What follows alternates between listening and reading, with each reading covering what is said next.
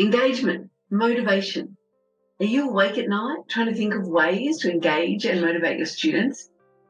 Using teaching strategies so that your students learn to be independent and take responsibility for their own learning can be the key to engagement and motivation. By giving kids agency over what they learn and how they learn, you'll harness their natural curiosity, which is the basis for motivation. This is part of a series on effective teaching strategies that you can use to help your students develop independent learning skills. And in this video, you'll learn 8 steps to creating a positive, student-centered classroom environment where students can learn and practice the essential social skills, the ones that are listed on the social capabilities from the Australian curriculum, as well as being listed on the internationally recognised body CASEL, the Collaborative for Social and Emotional Learning.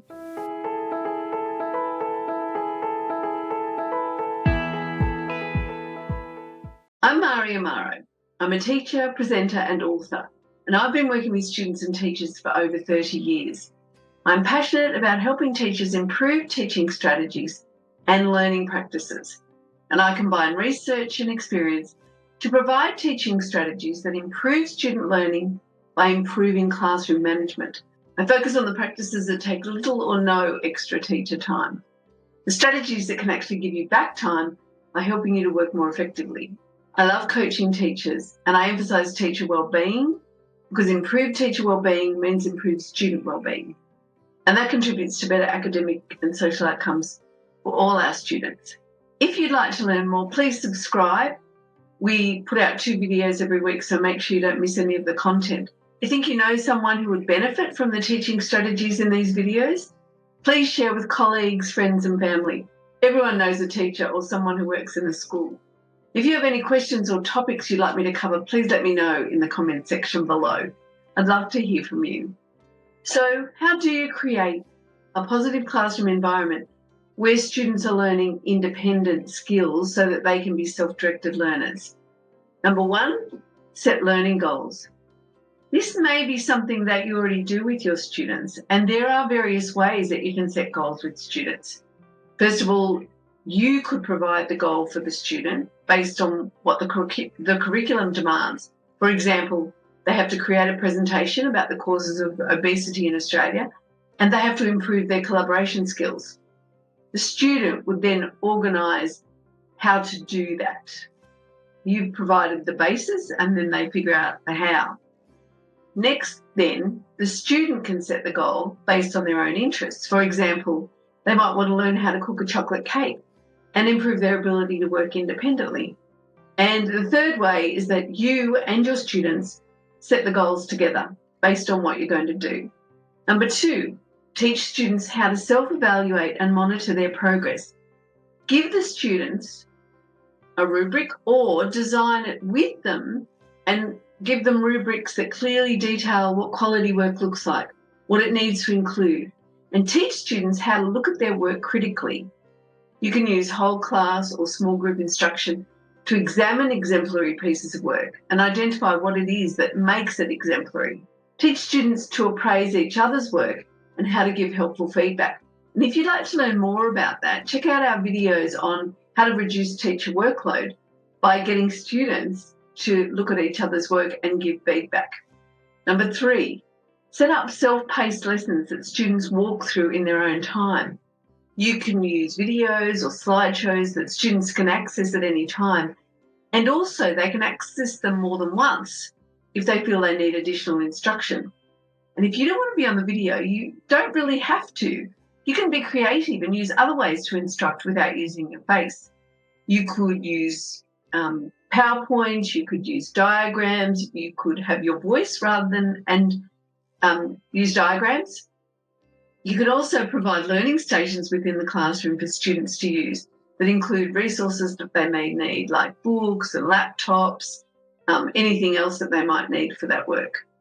Number 4, assign research projects where students decide on the topic. So allowing students to choose the focus area for a project means that they can access their own interests and strengths.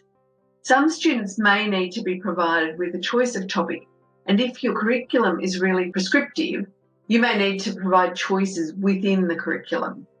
If you'd like to learn more about simple ways to engage students, check out our videos on a number of ways that you can use to engage students so that they feel motivated and inspired to learn.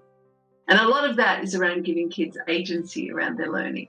Number 5, pose questions for students and don't provide the answers. Open-ended questions generate enthusiasm and excitement and opportunities for students to explore the possibilities. Consider questions like, why is the sky blue? How does recycling help stop climate change? How does exercise make you happy? Does exercise make you happy? Why or why not? Number 6, provide opportunities for problem solving.